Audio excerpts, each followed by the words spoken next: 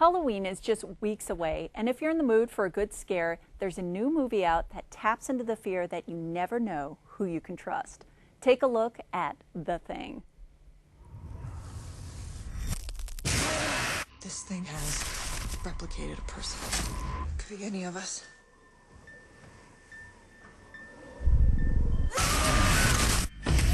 The Thing, rated R. When it looks scary. And for you horror movie fans, you probably know that the story of The Thing is not new, and that today's movie is actually a prequel to the original. To give us all the details, we're joined by Lynchburg College Communication Studies professor and my husband, Dr. Mike Robinson. Hello, how are you? Yeah, it is a prequel to a remake of a film that was based off of a story written in 1938. So the original short story, John Campbell's Who Goes There? Great, you can find it on the internet. Go look for it. I think it's out there legally. Go read it. 1951, it was made into a classic science fiction film called The Thing from Another World. That really sort of kick-started the whole alien invasion genre of the 1950s. We look back at those movies and we think they're kind of silly and bad, and most of them were, but this one isn't. It's a great old movie, probably not as scary as modern films are. In 1982, John Carpenter did a remake of it that scared us all to death. Oh my gosh. And it is a great movie. It is a great movie. And just editing some of the materials, we had, I have a scene called Blood Taken. And Lisa came around the corner while I was editing it, and I just jumped up into the sky because it still scares you and it still lasts to this day. It still works. I show it in my film class, I show it to the students, and I can frighten them every time.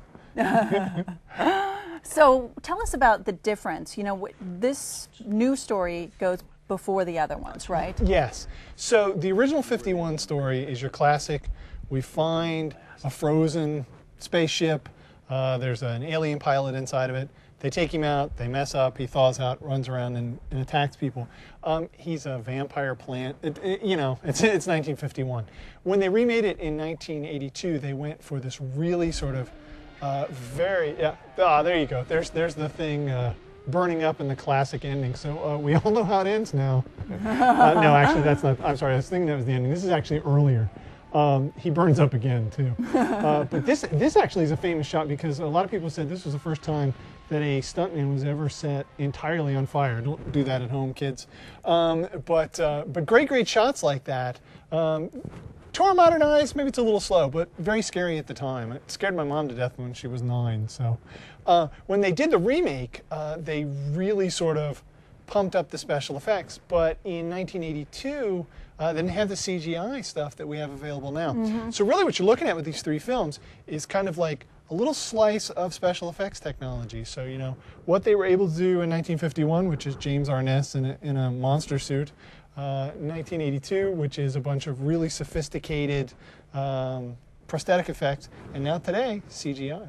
And we have a clip called Dog Spider, and it is kind of a point of what you were talking about is, you know, prosthetics, you know, what you don't see oftentimes scares you more than what you do see. Well, it's absolutely terrifying. In this version of the movie, The Thing is sort of the classic other.